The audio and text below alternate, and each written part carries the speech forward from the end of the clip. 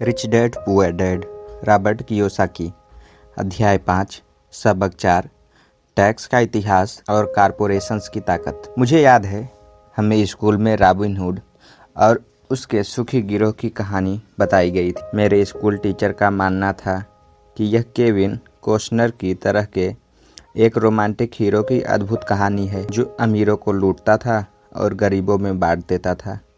मेरे अमीर डैडी की नज़र में रॉबिनहुड हीरो नहीं था, वे उसे बदमाश मानते थे। रॉबिनहुड को गुजरे हुए लंबा समय गुजर चुका है, परंतु उसके अनुयायी आज भी जिंदा हैं।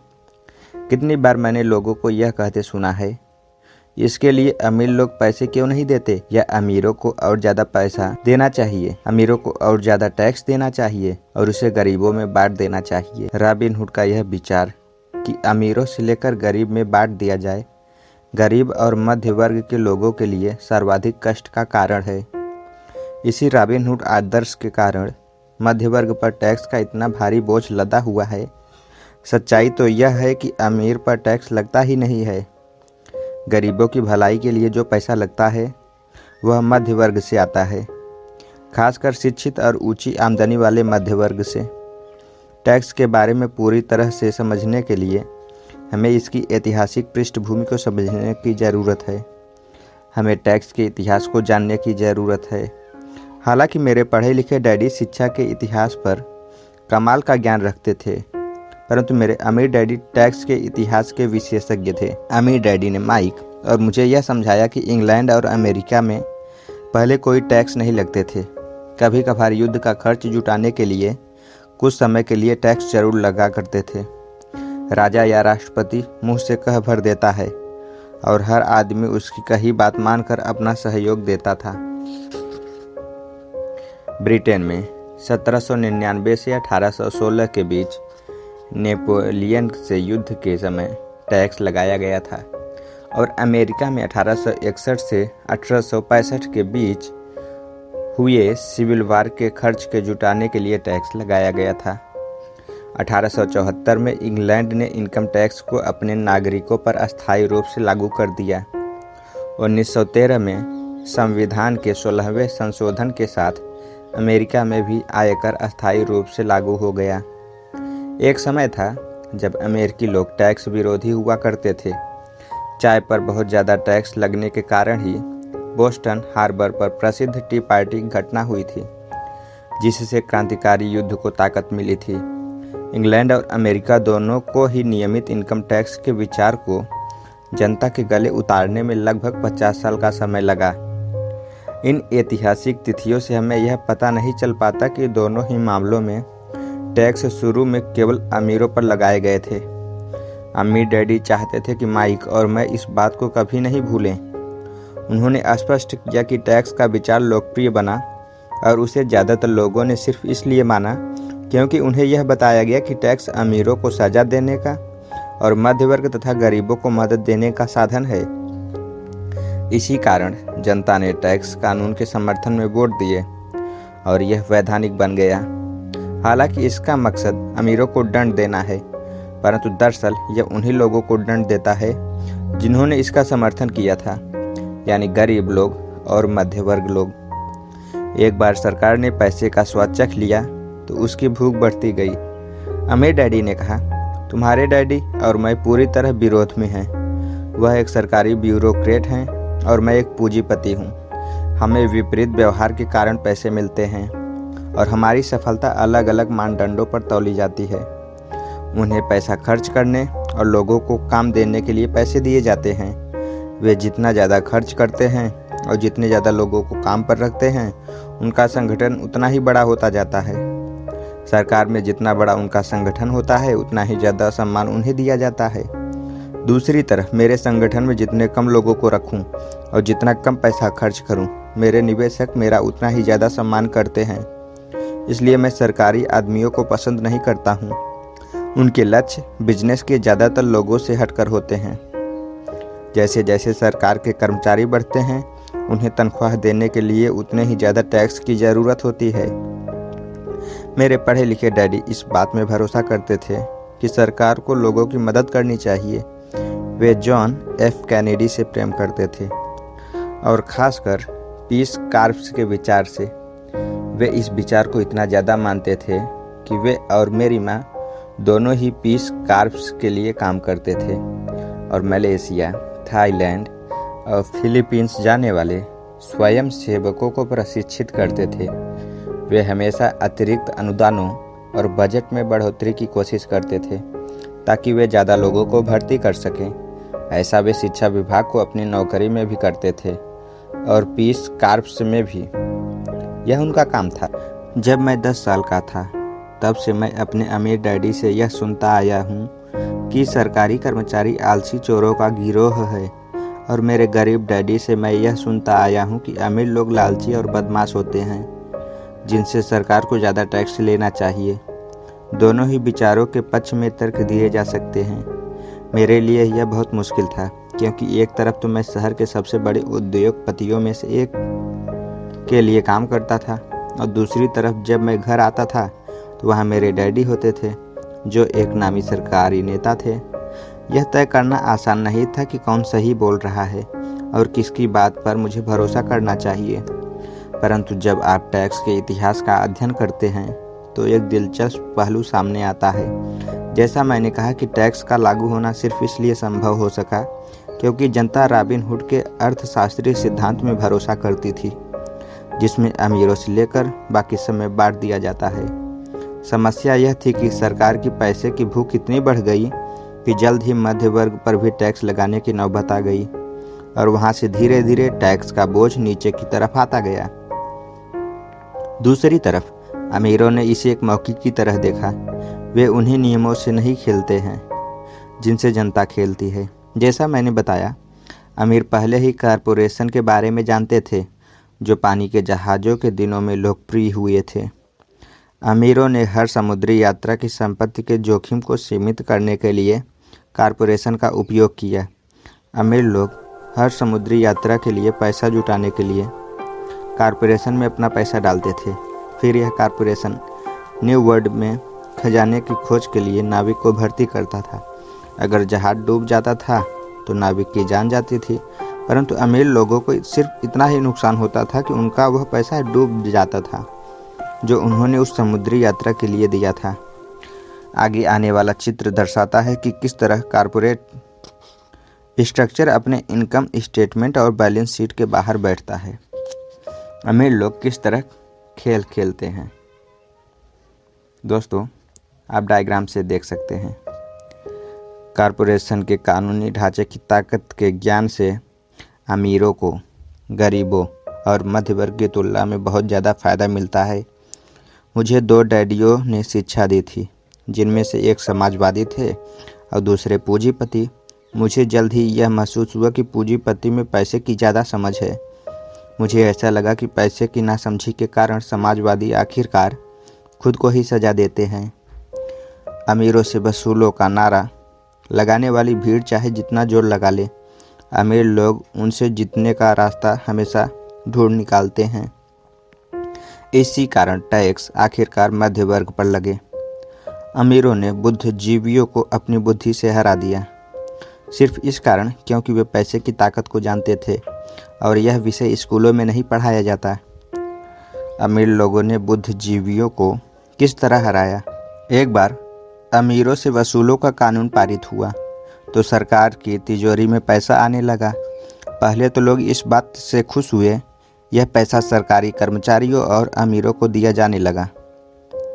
सरकारी कर्मचारियों के पास यह पैसा नौकरियों और पेंशनों के रूप में आ गया। अमीरों के पास यह पैसा उनकी फैक्ट्रियों के जरिए मिले सरकारी कॉन्ट्रैक्ट से आया। सरकार के पास ढेर सारे पैसे थे, परंतु उस पैसे के मैनेजमेंट की समस्या थी। उसमें कोई रिसर्कुलेशन नहीं था। दूसरे शब्दों में, सरकारी नीति में अगर आप एक सरकारी ब्यूरोक्रेट हैं तो आप पैसा बचाना पसंद नहीं करते। अगर आप अपने लिए आवंटित फंड का खर्च नहीं कर पाते हैं तो आपको अगले बजट में उतनी राशि नहीं मिलेगी और निश्चित रूप से आपको योग्य तो माना ही नहीं जाएगा। दूसरी तरफ बिजनेस में पैसे बचाने के लिए इनाम मिलता है और ऐसा करने पर आपको काबिल माना जाता है। जब बढ़ते हुए सरकारी खर्चों का यह चक्र चलता रहा तो पैसे की मांग बढ़ी और अमीरों से टैक्स वसूलों के विचार में अब कम अमीर लोगों को भी शामिल कर लिया गया और इस तरह सरकार इतने नीचे आ गई कि वे गरीब और मध्यवर्गीय लोग भी टैक्स के दायरे में आ गए जिन्होंने इसके लिए वोट दिए थे। सच्चे पूंजीपतियों ने बचने का तरीका खोजने के लिए अपने पैसे की समझ का प्रयोग किया। वे कारपोरेशन की सुरक्षा में चले गए। कारपोरेशन अमीर लोगों को सुरक्षा देता है, परंतु कई लोग जिन्होंने कई कारपोरेशन नहीं बनाया यह नहीं जानते कि कारपोरेशन जैसी कोई चीज़ होती है। कारपोरेशन केवल एक फाइल का फोल्डर होता है जिसमें कुछ कानूनी दस्तावेज लगे होते हैं और जो राज्य सरकार की एजेंसी में दर्ज होकर किसी वकील के ऑफिस में रखा होता है। यह कोई बड़ी बिल्डिंग नहीं होती जिसके बाहर कारपोरेशन का नाम लिखा होता है। यह कोई फैक्ट्री या लोगों का समूह भी नहीं होता। कारपोरेशन केवल एक कानूनी दस्तावेज है जो एक ऐसी कानूनी देह बना देता है जिसकी कोई आत्मा नहीं होती। अमीरों की संपत्ति एक बार फिर सुरक्षित हो गई। एक बार फिर कारपोरेशन का प्रयोग लोकप्रिय हो गया। यह अस्थायी इनकम टैक्स कानूनों के पारित होने के बाद हुआ, क्योंकि कारपोरेशन के लिए इनकम टैक्स की दर व्यक्तिगत इनकम टैक्स की दर से कम थी। इसके अलावा जैसा पहले बताया जा चुका है, कारपोरेशन द्वारा कुछ खर्च टैक्स चुकाने के लिए किए जा सकते हैं। अमीरों और गरीबों के बीच यह लड़ाई सदियों से चली आ रही है। अमीरों से वसूलों का नारा लगाने वाली भीड़ अमीरों के हमेशा खिलाफ रही है। यह लड़ाई तब छिड़ती है जब कानून बनते हैं और यह लड़ाई अनंत काल तक चलती रहेगी। समस्या यह है कि जो लोग हारते हैं उनमें समझ की कमी है। हारने वाले लोग वे हैं जो हर सुबह उठकर तैयार होते हैं और अपनी नौकरी में कड़ी मेहनत करते हैं और उस पर टैक्स देते हैं। अगर वे यह समझ पाते कि अमीर लोग किस तरह के पैसे का खेल खेलते हैं तो वे भी इस खेल को उसी तरह से खेल सकते। फिर वे भी पैसे से आज़ाद हो सकते हैं और अमीर बन सकते हैं। इसलिए मैं हर बार सिहर जाता हूँ जब भी मैं किसी को अपने बच्चे को यह सलाह देते हुए सुनता हूँ कि स्कूल जाओ ताकि सुरक्षित नौकरी मिल सके। जिस कर्मचारी में पैसे की समझ नहीं है वह बच नहीं सकता, चाहे उसकी नौकरी कितनी भी सुरक्षित क्यों न हो। औसत अमेरिकी व्यक्ति या सरकार के लिए 5 से 6 महीने का काम करता है ताकि वह टैक्स चुकाने के लिए पैसा जमा कर सके। मेरे विचार में यह बहुत ज़्यादा है। आप जितनी ज़्यादा मेहनत करते हैं आपको सरकार को उतना ज़्यादा ही टैक्स देना पड़ता है। इसलिए मेरा मानना है कि अमीरों से वसूलों का नारा उन्हीं लोगों पर भारी पड़ गया जिन्होंने इसके लिए वोट दिया था। हर बार लोग अमीरों को सज़ा देने की कोशिश करते हैं। अमीर लोग चुपचाप उसका पालन नहीं करते बल्कि वे पलटकर वार करते हैं। उनके पास पैसा, ताकत और इरादा होता है जिनके दम पर वे चीज़ों को बदल सकते हैं। वे चुपचाप बैठकर स्वेच्छा से ज़्यादा टैक्स नहीं चुकाते। वे ऐसे तरीके खोजते हैं जिनसे उन पर टैक्स का कम से कम बोझ पड़े। इसके लिए वे चतुर और स्मार्ट वकीलों तथा अकाउंटेंट्स की सेवाएं लेते हैं और राजनेताओं को मानते हैं कि वे कानून बदले या कानूनी बचाव के रास्ते बनाए। उनके पास परिवर्तन करवाने के लिए ज़रूरी संसाधन होते हैं। अमेरिका का टैक्स कानून भी टैक्स बचाने के लिए कई रास्ते प्रदान करता है। इनमें से ज़्यादातर रास्ते हर एक के लिए खुले हैं, परंतु इनका फ़ायदा सामान्य तौर पर अमीर लोग ही उठाते हैं क्योंकि वे इनकी खोज करते हैं और ऐसा इसलिए होता है क्योंकि वे अपने काम में बहुत मेहनत करते हैं। वे अपने काम से काम रखते हैं।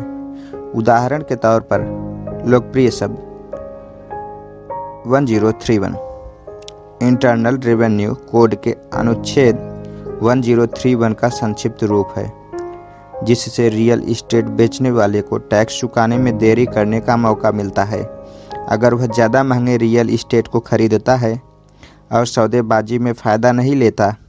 रियल इस्टेट एक ऐसा पूंजी निवेश है जो इतना बड़ा टैक्स लाभ देता है।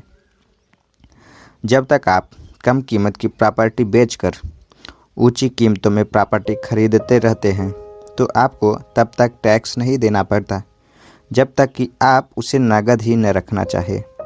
जो लोग कानून द्वारा दी गई इन टैक्स की छूटों का लाभ नहीं उठाते, वे अपने संपत्ति वाले कॉलम को बचाने का एक मौका खो देते हैं। गरीबों और मध्य वर्ग के पास उतने संसाधन नहीं होते। वे चुपचाप बैठे रहते हैं और सरकार की सुइयों को अपने बाह पर लगने देते हैं और ब्लड लेने वाले लोगों की संख्या से लगातार स्तब्ध होता रहता हूँ। और वे ऐसा सिर्फ इसलिए करते हैं क्योंकि वे सरकार से डरते हैं। और मैं जानता हूँ सरकारी टैक्स एजेंट कितना डरावना होता है। मेरे कुछ दोस्त हैं जिनके बिजनेस बंद हो गए हैं और इसके लिए सरकार दोषी है।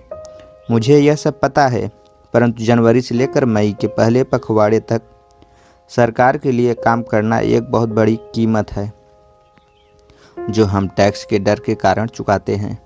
मेरे गरीब डैडी ने कभी पलटकर वार नहीं किया। मेरे अमीर डैडी ने भी ऐसा नहीं किया।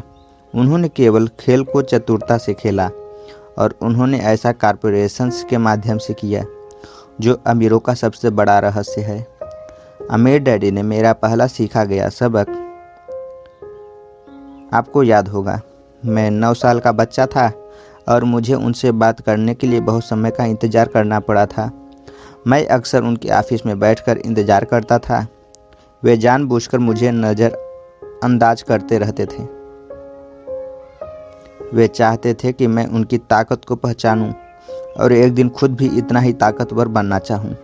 जितने भी समय तक मैंने उनके मार्गदर्शन में पढ़ा और सीखा, उन्होंने मुझे हमेशा याद दिलाया कि ज्ञान ही ताकत है और पैसे के साथ जो बड़ी ताकत आती है उसे बनाए रखने के लिए और उसे कई गुना करने के लिए सही ज्ञान की ज़रूरत होती है।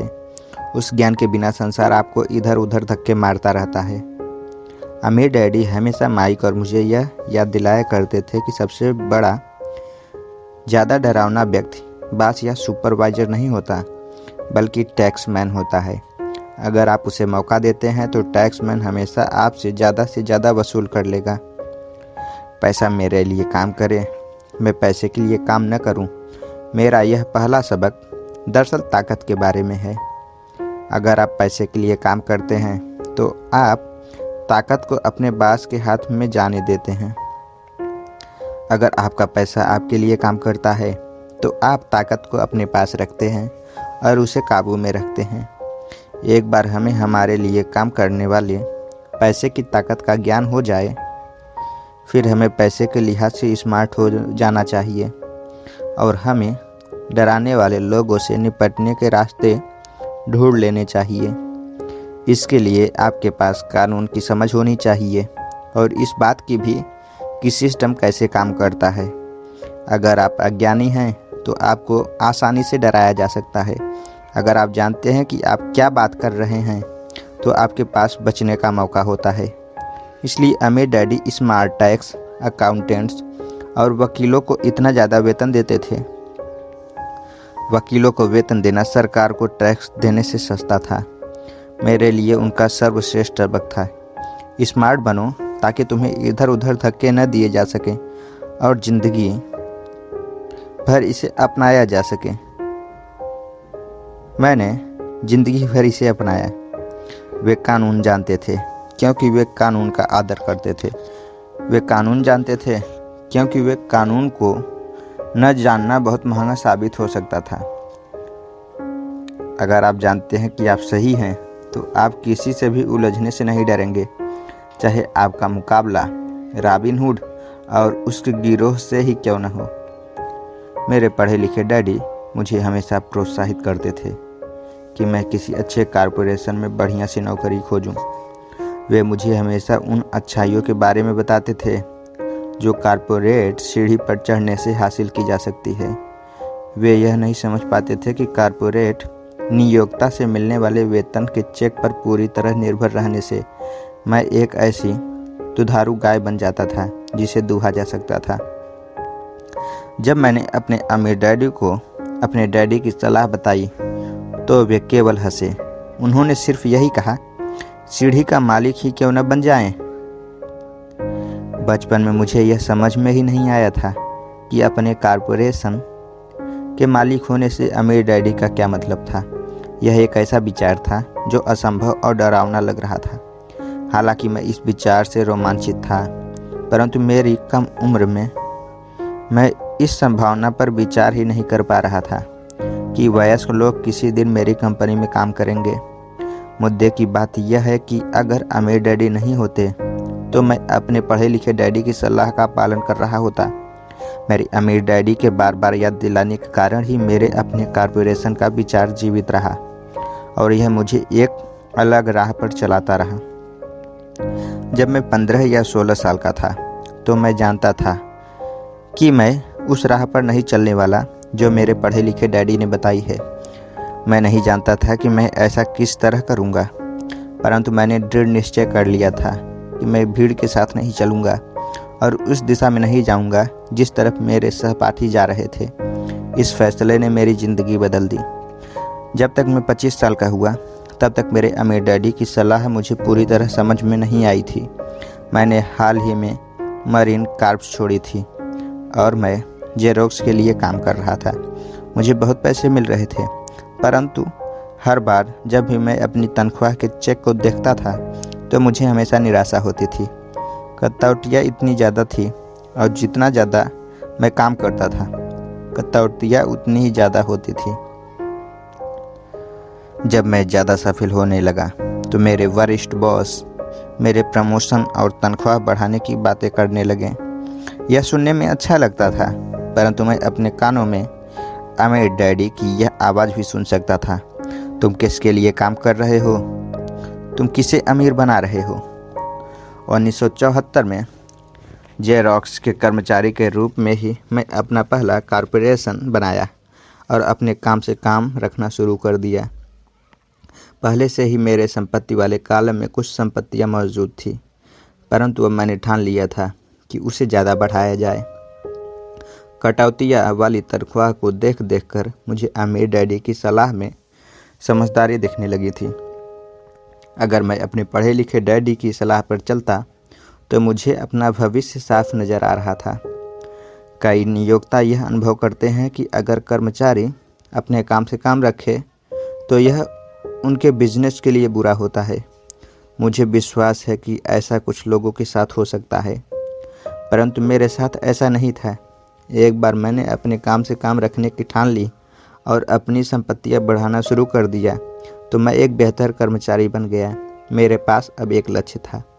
मैं सुबह जल्दी आ जाता था और मेहनत से काम करता था और इस तरह ज़्यादा से ज़्यादा पैसे कमाता था ताकि मैं उसे रियल इस्टेट में निवेश कर सकूं। हवाई में उस समय कीमतें तेज़ी से बढ़ रही थी और वहां किस्मत चमकाई जा सकती थी। जितना ही ज़्यादा मुझे यह लगा कि यहाँ निवेश की संभावनाएं हैं, उतना ही ज़्यादा जेरॉक्स मशीनें मैंने बेची। मैंने जितनी ज़्यादा मशीनें बेची मुझे उतना ही ज़्यादा पैसा मिला और हाँ, मेरी तनख्वाह के चेक से उतनी ही ज़्यादा कटौतियाँ हुई। यह प्रेरणादायक था। मैं कर्मचारी होने के जाल से बाहर निकलना चाहता था और इसलिए मैं कम मेहनत करने के बजाय ज़्यादा कड़ी मेहनत करता था। 1978 तक मैं सेल्स में चोटी के 5 लोगों में से एक था। प्रायः नंबर 1। मैं चूहा दौड़ में बहुत जल्दी बाहर निकलने के लिए बेताब था। 3 साल से भी कम समय में मैं जेरॉक्स की तुलना में अपने छोटे से कॉर्पोरेशन में कहीं ज़्यादा कमा रहा था, जबकि मेरा कॉर्पोरेशन रियल इस्टेट में निवेश करने वाली कंपनी थी और वह पैसा जो मैं अपने कॉर्पोरेशन में अपनी संपत्ति वाले कॉलम में बना रहा था, वह पैसा मेरे लिए काम कर रहा था। मुझे कापियर बेचने के लिए दरवाजे खटखटाने की ज़रूरत नहीं थी। अमीर डैडी की सलाह में मुझे ज़्यादा समझदारी दिख रही थी। जल्दी ही मेरी प्रॉपर्टी से आने वाला कैश फ्लो इतना ज़्यादा हो गया कि मेरी कंपनी ने मेरे लिए मेरी पहली कार खरीद दी। जेरॉक्स के लोगों को लगा कि मैं अपने कमीशन बेच रहा हूँ, परंतु मैं ऐसा नहीं कर रहा था। मैं अपने कमीशन को संपत्तियों वाले कॉलम में निवेश कर रहा था। मेरा पैसा और ज़्यादा पैसा कमाने के लिए कड़ी मेहनत कर रहा था। मेरी संपत्ति वाले कॉलम का हर डॉलर एक बढ़िया कर्मचारी था, जिसकी कड़ी मेहनत के कारण और ज़्यादा कर्मचारी तैयार होते थे और वे सब मिलकर अपने बॉस को एक नई कार तोहफे के रूप में दे देते थे और वह भी टैक्स चुकाने के पहले। मैंने जेरास के लिए ज़्यादा कड़ी मेहनत करना शुरू कर दिया। मेरी योजना सही तरह से चल रही थी और मेरी कार इसका जीता जागता सबूत थी। अपने अमीर डैडी से सीखे गए सबक के कारण मैं उस चूहा दौड़ के मिथक से बाहर निकलने में सफल हो सका था और कम उम्र में एक नियोक्ता बन गया था। यह पैसे की समझ से ही संभव हुआ था। इस वित्तीय ज्ञान के बिना, जिसे मैं फाइनेंशियल आईक्यू कहूँगा, आर्थिक स्वतंत्रता की मेरी राह में बहुत ज़्यादा मुश्किलें आई होती। अब मैं फाइनेंशियल सेमिनारों में दूसरों को इस आशा के साथ सिखाता हूँ ताकि मैं उनके साथ अपना ज्ञान बांट सकूँ। जब भी मैं लेक्चर देता हूँ तो मैं लोगों को यह याद दिलाता हूँ कि फाइनेंशियल आईक्यू विशेषज्ञता के 4 बड़े क्षेत्रों से आने वाले ज्ञान से बनता है। नंबर 1, अकाउंटिंग, जिसे मैं फाइनेंशियल साक्षरता कहता हूँ। अगर आप साम्राज्य बनाना चाहते हैं तो यह बहुत महत्वपूर्ण दक्षता है। आप जितने ज़्यादा धन के लिए जिम्मेदार होंगे, उतनी ही ज़्यादा सूक्ष्मता की ज़रूरत होगी, नहीं तो आपका साम्राज्य ताश के पत्तों के महल की तरह ढह जाएगा। यह बाह्य मस्तिष्क का पहलू है जिसमें वर्णन या सूक्ष्मता जरूरी है। फाइनेंशियल साक्षरता वह योग्यता है जिसके सहारे फाइनेंशियल स्टेटमेंट को पढ़ा और समझा जा सकता है। इस योग्यता से आप किसी भी व्यवसाय की कमजोरियों और मजबूतियों को पहचान सकते हैं। नंबर 2 है निवेश, जिसे मैं पैसे से पैसे बनाने का विज्ञान कहता हूँ। इसमें तकनीकों, रणनीतियों और फार्मूलों की ज़रूरत होती है। यह मस्तिष्क का दायां पहलू है, यानी रचनात्मक पहलू। नंबर 3 है बाजार की समझ, मांग और पूर्ति का विज्ञान। बाजार के तकनीकी पहलुओं को जानने की ज़रूरत है जो कि भावनाओं द्वारा संचालित होते हैं। 1996 में क्रिसमस के दौरान टिकल मी एल्मो डाल का प्रकरण भी तकनीकी या भावनाओं द्वारा संचालित बाजार का उदाहरण है। बाजार का दूसरा तत्व निवेश की मूलभूत या आर्थिक समझ है। क्या किसी निवेश में समझदारी है या वर्तमान बाजार की परिस्थितियों के हिसाब से ऐसा करना नासमझी है? कई लोग यह सोचते हैं कि बाजार को समझना या निवेश की अवधारणाएं बच्चों को समझ में नहीं आएंगी क्योंकि ये जटिल होती हैं। वे यह नहीं देख पाते कि बच्चे इन विषयों को अनुभूति से समझ लेते हैं। जो लोग एल्मो डाल से परिचित नहीं होंगे, उनके लिए यह एक सिम्पसन स्ट्रीट कैरेक्टर थी जिसे क्रिसमस के पहले बच्चों ने खूब प्रचारित किया था। लगभग सभी बच्चे इसे खरीदना चाहते थे और अपनी क्रिसमस की सूची में उन्होंने इसे सबसे ऊपर रखा था। परंतु क्रिसमस के लिए इसका विज्ञापन करने के बाद जब यह बाजार से गायब हो गई तो कई लोग यह सोचने लगे कि कहीं कंपनी ने जानबूझकर तो इसे बाजार से गायब नहीं कर दिया। इसकी मांग बहुत ज़्यादा थी और पूर्ति बहुत कम, इसलिए बाजार में भगदड़ और हड़बड़ी का माहौल बन गया। स्टोर्स में जब दिखने के लिए कोई डाल नहीं बची तो दुकानदारों और दूसरे खिलौने बनाने वालों ने इसमें मुनाफा कमाने का मौका देखा। जिन्हें डाल नहीं मिल पाई थी वे दुर्भाग्यशाली मम्मी डैडी क्रिसमस के लिए कोई दूसरा खिलौना खरीदने के लिए मजबूर हो गए। टिकल मी एल्मो डाल की अविश्वसनीय लोकप्रिय मेरी समझ में नहीं आई, परंतु यह मांग और पूर्ति के अर्थशास्त्र का बढ़िया उदाहरण है। यही बात स्टॉक, बॉन्ड, रियल एस्टेट और बेसबॉल कार्ड बाजारों पर लागू होती है। नंबर 4 है कानून। उदाहरण के तौर पर अकाउंटिंग, निवेश और बाजारों की तकनीकी दक्षताओं के सहारे कॉरपोरेशन का प्रयोग विस्फोटक वृद्धि प्रदान करता है। कोई भी आदमी जिसे कॉरपोरेशन द्वारा दिए जाने वाले टैक्स, फ़ायदों और सुरक्षा का ज्ञान हो, वह बहुत ज़्यादा तेज़ी से तरक्की कर सकता है और अमीर बन सकता है, जो किसी कर्मचारी या छोटे बिजनेस के मालिक के लिए संभव नहीं है। इसमें उतना ही अंतर है जितना पैदल चलने वाले और उड़ने वालों में होता है। यह अंतर बहुत ज़्यादा हो जाता है जब हम इसे दीर्घकालीन संपत्ति के संदर्भ में देखते हैं। पहला, टैक्स लाभ।